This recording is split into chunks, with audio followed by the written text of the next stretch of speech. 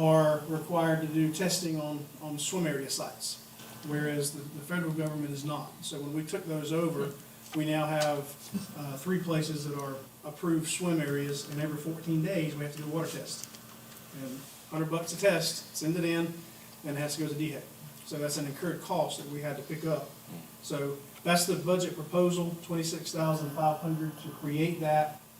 It would all come out of local aid tax, and I anticipate this being a recurring budget each year. And we'll know after a year if we're close, if we're short, if we're too, not enough, and we can adjust that as we move forward. But this gives us a mechanism to use moving forward to pay things from. All right. But I had it down as 12,000 annually. That was the amended budget. Remember we talked about the amended budget that I added Yes. the 14,000 to? Yeah. Yeah, so it's a total of 26,500. Okay, I'm sorry. I got you. Any questions or discussion? The seasonal staff, that's not an intern, that's just a summertime AT. It is not an intern. If something breaks, we will pull from other job locations when we need it. Right. If we have a water line break, sometimes it's more than one person can handle. We'll get on the radio and we'll say, hey, I need a couple of guys from, usually the closest park can go and assist, because depending on where it's at and what road department is doing, sometimes it's a hand dig for us, depending on what it is. So we'll send folks in to be able to assist. We got him at the door. While we're waiting on him to come in, just as a point of discussion, how would you feel if we just increased it to an even 27? I feel like this is conservative, after our discussion within staff, so we felt like this was gonna be fine. I'm not gonna, it's okay to do that. We will only pay from things as they come in. Right. So, this budget's not gonna get moved from A-tax into here. It's gonna be a running total, and once we reach that, we may have to come back and say we ran out. That's kind of just what I was thinking with small repairs and stuff, with the prices going up and this, that, and the other. If we just increased it to 27, that would just give you 500 more for incidentals. I've never argued with somebody wanting to give me more money. Just what do you guys think? I don't have any objection to it, and, I mean, I don't guess it makes any difference.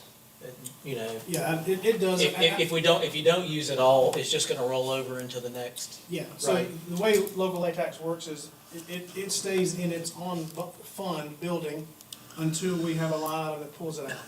And so this will create a line item, but it won't be pulled out unless an invoice hits it. So we'll have the line item there, the general line item code, but unless something breaks or tears up, we wouldn't actually pull anything out of there. Kevin, you want to make that motion? Yeah, I'll make a motion that we fund this request for the Hartwell boat ramps at $27,000.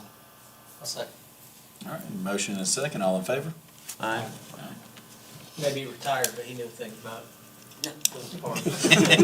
He does. He hadn't forgotten it yet. No. The next request is relevant to the one before, because over the course of the last year, we've had to use staffing. We didn't have that budget, so we've pulled from other parks to do things. So this is sort of to replenish, all of my Hartwell boat ramp is worked out of High Falls Park.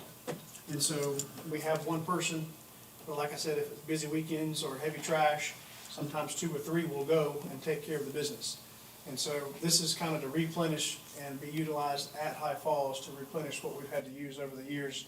And hopefully, once we get this set up, you may only get one general staffing request each year that would be kind of a blanket that we would all be able to pull from. We want to be able to utilize local ATAX for those additional staffing instead of general fund, because a lot of that is visitor-based, and it qualifies for that. So this is a request to really replenish what's been used over the past year at those boat ramps. All right. Any discussion or questions?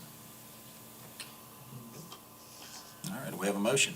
I'll make a motion that we approve the $20,000 for seasonal staff increase. Second. Motion and a second, all in favor? Aye. Awesome. This is the second phase. Last meeting, you guys approved 75,000 for this. We have we've gutted it, we've torn the back deck off. And so this is the second half of the project, putting it all together. I did it in two phases, I think I told you that last month, to spread the money coming out over a course of time because we have monthly revenue. So this is the second piece of that project. When we're done with that rec building at South Cove, it will look like our offices. It'll have some rock component to it, it'll have some of the horizontal lap siding on it. And we're doing away with the plywood windows and putting windows in there and HVAC. So it's gonna be a much nicer product once we're done, and we're building a whole new back deck on it. As well as some upgraded AV needs for some higher end meetings by the lake, if you will, once it's complete. So this is the second phase of that from last month. That'll put $150,000 total towards that project. We're doing a lot of the work ourselves. We're bidding out the windows, bidding out some of the framing, but we're gonna do a lot of it ourselves. And then county is gonna help with electrical and fit back in together. So we're blessed to have some labor in-house to be able to do some of those things, and we're gonna take advantage as much as we can.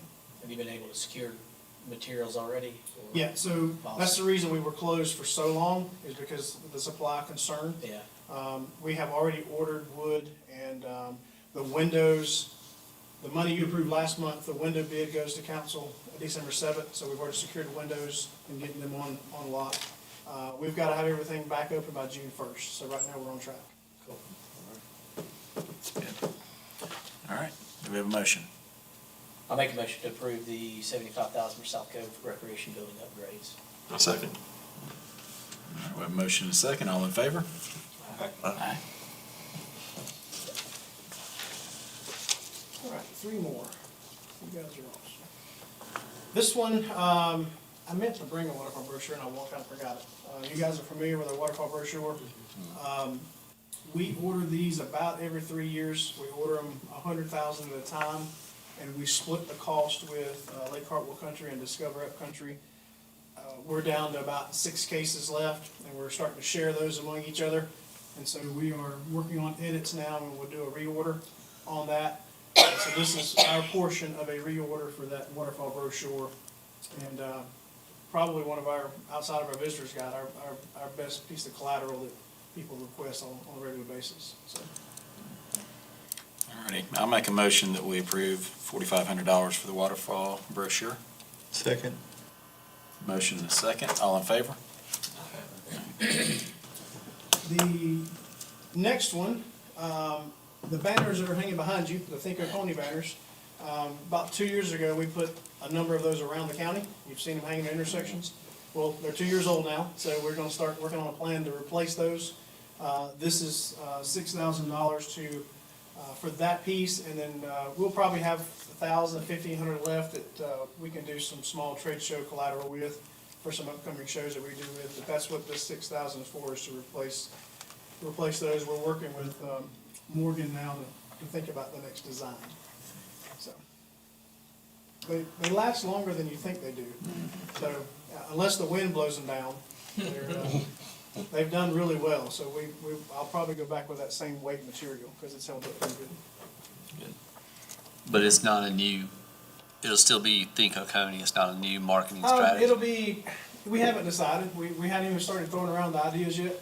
But that'll happen fast. If I know I got the money, we'll sit down and kind of throw some ads together, bounce off a few people, and get a thumbs up and get them ordered. But we usually buy and give each city so many for their main intersections, and then we'll put up some at different places around the county, parks and whatnot.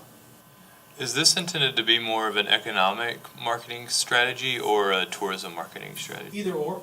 Okay. The last one was both.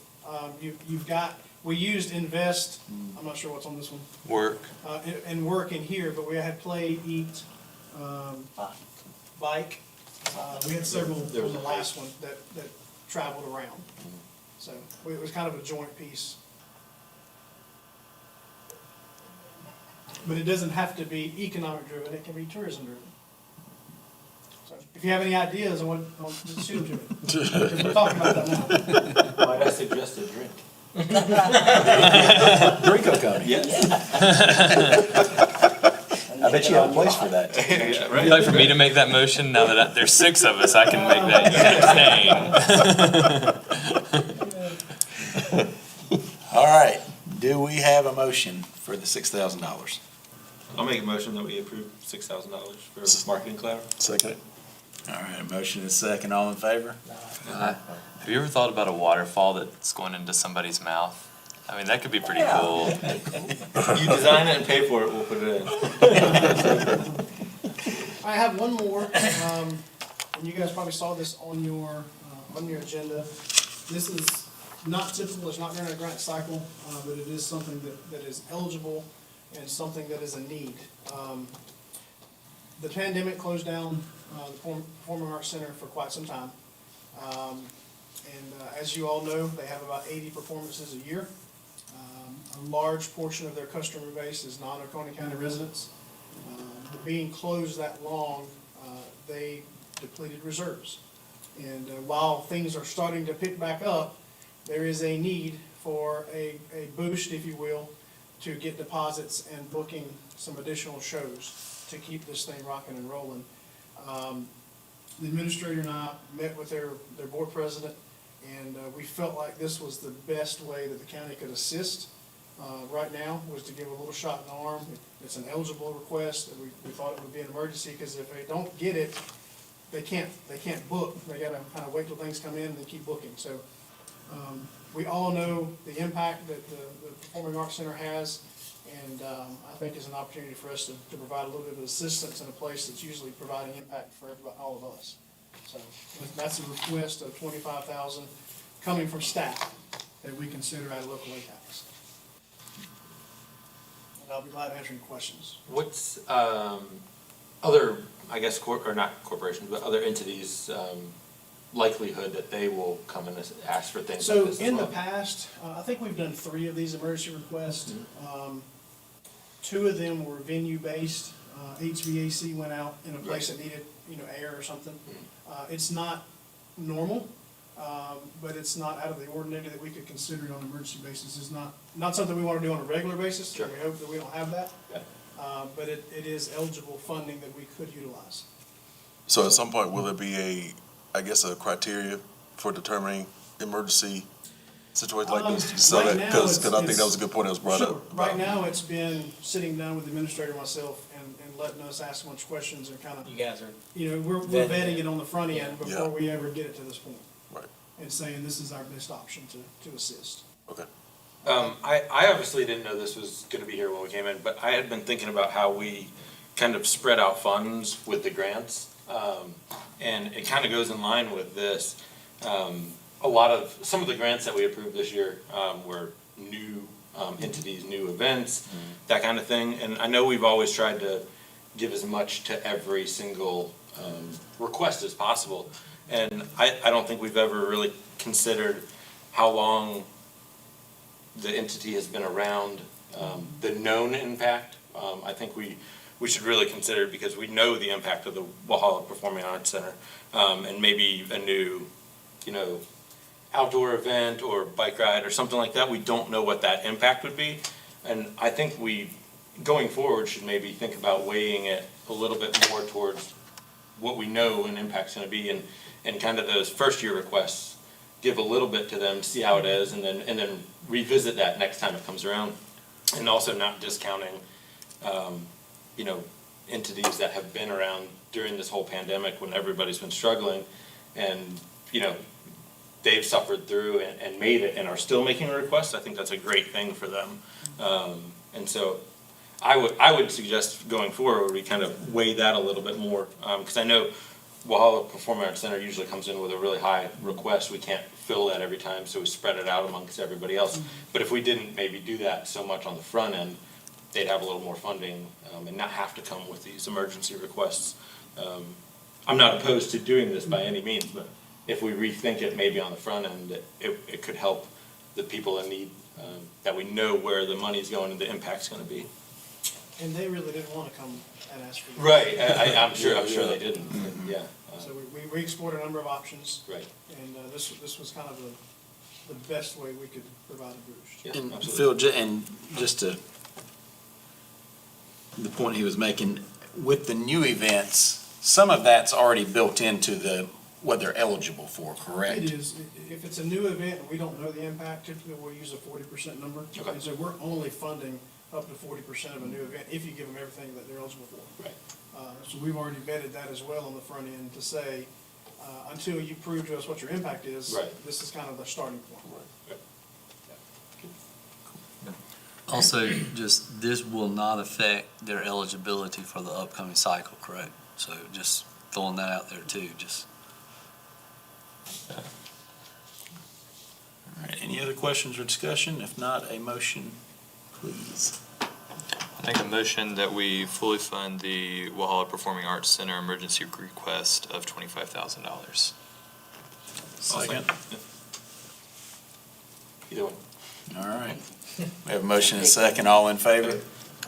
Aye. Very good, I really appreciate that. I'm gonna move into kind of showing you a little bit of, some of the things we've been focusing on. I'm gonna give you just a quick highlight of our short-term rentals, recently, just so you can see a few key takeaways. It's amazing to watch this continue to climb. Those of you that are in this business, you've seen it take off. But our listings continue to go up, the availability of those listings, our occupancy continues to climb. The average daily rate was a surprise to me when we started collecting these information. It has been on the rise. During the summer, it'll actually jump up close to 400 a night for some of the average daily rates for some of our short-term rentals, because you think a lot of these are houses around the lake. So over the course of a year, your average daily rate of a short-term rental is about $349. And that's up 8% over the previous year. And then if you compare us to the Anderson, Oconee, Pickens region, we're about 10% higher on that than what we get on our side. Probably because there's more shoreline around water. Would you agree with that statement?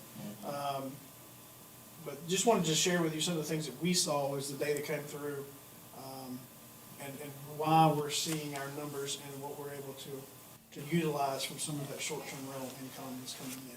Is it possible to get any sort of, I mean, even if we were dividing it by the total occupancy of the vacation rental, to get an idea of dollar amount per person?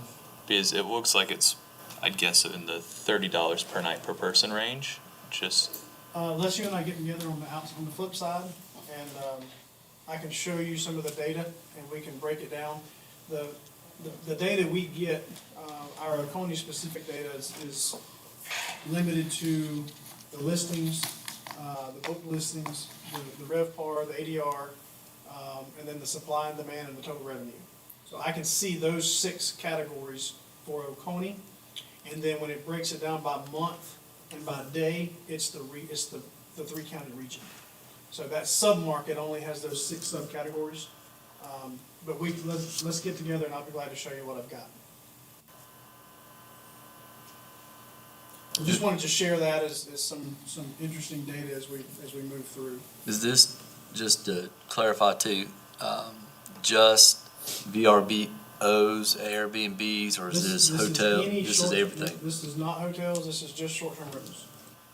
There's 486, I believe that was the number we saw yesterday, 486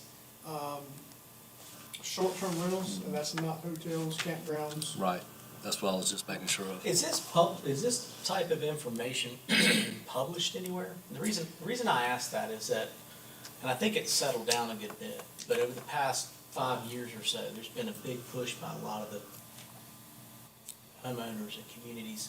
I'm speaking mainly on Kiwi because that's where I'm doing my business. To do away with these, they're scared of them, blah, blah, blah. They kind of don't see the good side of it. And I wonder if, and I think that's settled down, but as I'm seeing this and I'm going, gosh, I wonder if they knew where some of that money goes. You know, because I think that the homeowners, they think it goes to, you know, oh, well, these people are just getting rich and they're just letting somebody, you know, rent and, you know, whatever. And they're not really seeing how a lot of this is being reinvested into their community. It may be beneficial if, you know, if we hear that, a community is gonna meet and discuss it, this might be a good thing for them to balance. You know, they're gonna still come to whatever's the best conclusion for them. But I think a lot of people don't realize, you know, where some of this money actually ends up and how it gets used in the community. Again, I think a lot of that's settled down, and I think we're probably okay moving forward, but we lost a lot of potential in the past 5 years. Well, anything that I bring through you guys is all public information. So if there's ever a chance that you need a one pager to utilize for that, just let me know. We'll work with you to put something together. Yeah, that sounds good. Because, I mean, there's a lot of revenue that we're putting in a lot of good places for the community. And I think those people care about the community, so it's something that they would factor into their decision anyways. Like for the new office at South Cove and at Chaw Ram, I might not be telling the truth, but I usually say that a portion of that was built, or the money came from That's right. local ATAX. That's right. And then they say, what is that? Yeah. And so then I try to explain. I mean, So, it's, and yeah. they think it's wonderful that it's not really coming out of their pocket, so to That's right. speak, like for taxes, you know, regular. The pickleball taxes. courts, I mean, those residences are using a lot of the things that this money is funding. That's right. So it gives them I think a bigger perspective to be able to make a decision that they think is right. Yeah, there's a lot of citizen benefit to what we're. Yeah, I don't absolutely. think they And I'm do not that. surprised to see that these things are up. I mean, it's been, that market's been good. It's been real good. Is there any way you can provide information as far as like, because I think you just mentioned earlier about the total number of short-term rentals we have in the county. Do you have a breakdown by like, how many of them are within the county compared to the municipalities? With the I split? have, so, yes and no. Okay. I have a breakdown of everybody that pays the county. Yeah. And then depending on if they pay us 3% or 1.5, tells me if they're in a municipality. Okay. So anybody in a municipality has to pay half of it to the city and half of it to the county. Mhm. The same with hotels. So any short-term rental, which, splits as well. Okay. It'd take me some time to dig into the math side of it, but yeah, we can do it. Okay. Yeah, I'd love to find that out. Yeah. And we could do a zip code probably as well, Okay. easier. Be curious to see if that, what the bottom line impact was with the city of Seneca not allowing short-term rentals from, I assume that benefited the city, which is great, but I wonder in the end how that affected the county positively or negatively. I don't know, and Yeah. and you gotta have some time, and that's only been about a year. You have, and about that time is when we were bringing the software on board, so we were spiking even though that was happening. Yeah. So it'd be hard, you'd really have to dig in to see. Yeah, I'll tell you that from a revenue standpoint, I didn't put this in here, for the month of August, those 486 rentals brought in over $3 million in sales. Could you repeat that? Those 486 short-term rentals for the month of August brought in over $3 million in sales. And that was up, I'm going off memory, Wow. yeah. that was up about 12 or 13% over last August. So that's 75,000-ish in local ATAX. Yeah, when I get to the local ATAX piece in a minute, you'll see how the monthly revenue has jumped on that. I think also another interesting point, Phil, is comparison between Oconee County, Anderson, and Pickens. They don't even come close to it. Yes. I mean, Pickens has maybe 40, Anderson has like 150. We have, like I don't know, glasses. 486. Read It's my just, proposal and read it. it's we not even have- close as to why, and I don't know why. Well, I do know why. Well, yeah, it's geographic, yeah. Yeah. I mean, if you look at Lake Kiwi, the whole base of the lake is Oconee County and and half of the North Channel. So Pickens only gets that east side of the North Channel, and that's it. Yeah. Whereas, In the month of August, we had 486 listings. Pickens County had 289, and Anderson had 190. Really? So we have more than Huh. those two counties combined. Wow. yeah, because we're catching the majority of Kiwi going down in. And you get And then a you lot get, of the Hartwell side. yeah, you get the Yeah. Hartwell side, and then you're getting that Using stuff the over toward the mountains. software. Yeah, I mean, there's, Anderson has bought into host compliance. So we sat down with Anderson County, probably a year ago. And they just signed on, it's not up and running yet, but they just signed on. And I'm not sure if Pickens is using anything or not.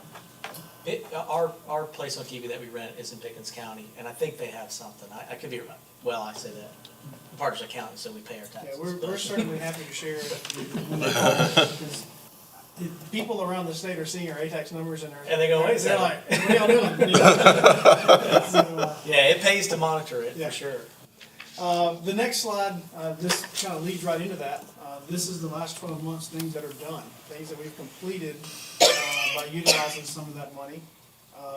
You've seen these come through from a request. To Mandy's point, all three of those offices, a good portion was paid out of local ATAX money. Small things like replacing the culvert at Charles Ram, so we ain't gotta worry about flooding.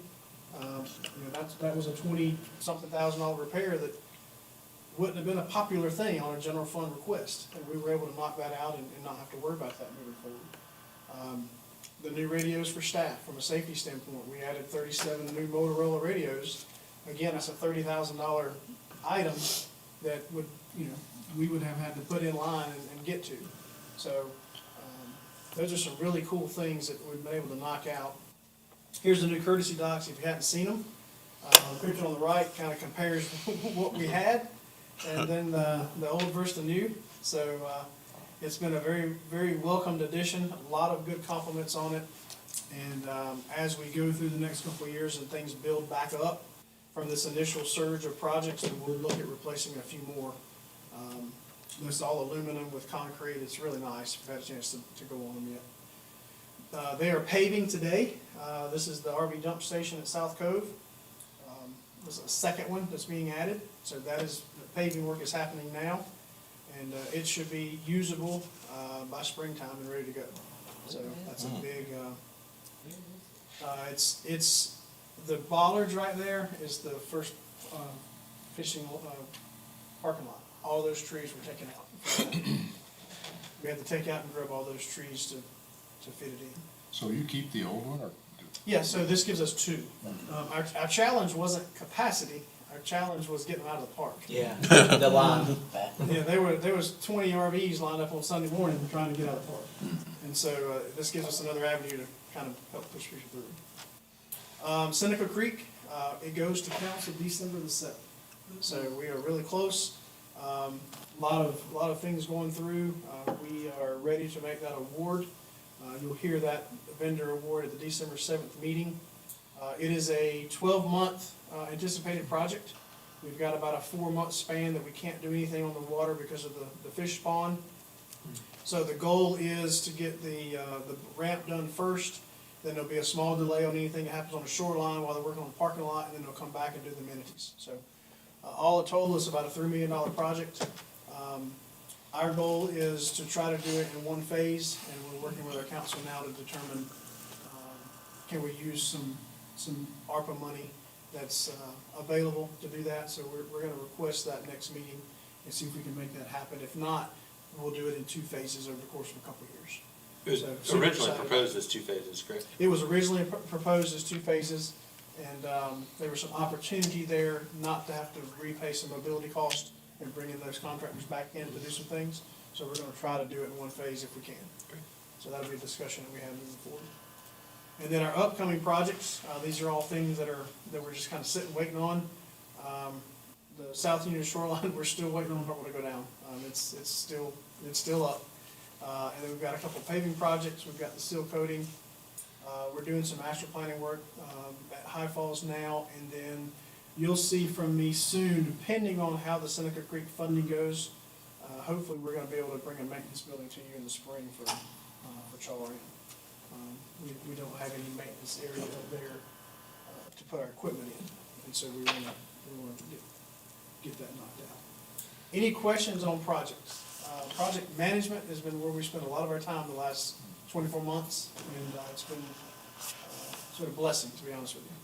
So, The any South, questions on those? the South Union, that was the erosion issue? Yeah, so as the Hartwell, as you all know, have been above full pool a lot over the last 12 months. And it's coming up into the parking lot, and it just washed underneath the asphalt. And it pulled about 8 feet Yeah. of that whole bank out. And so we've got to wait on it to go down. We're gonna use those Lego blocks and rebuild a bank And then, we'll rip wrap over that and pave over to the edge and recreate a shoreline at that high water mark. So all the approvals are done. Yep. We're just waiting on the water to go down. Some upcoming events, most of them are fishing tournaments, which is usually our winter and spring. And you'll see as we get into the spring, we got some cycling events. And then the last slide I have for you are the dates for next year. It's on your agenda. If you want to try to get those on your calendar now, so take those with you and get them into your calendar. Any questions for me? Thank you so much for Thank you, guys. putting this together. All right, as much fun as we're having, do we have a motion to adjourn? So move. Consider ourselves adjourned. Thank you all very much for your time.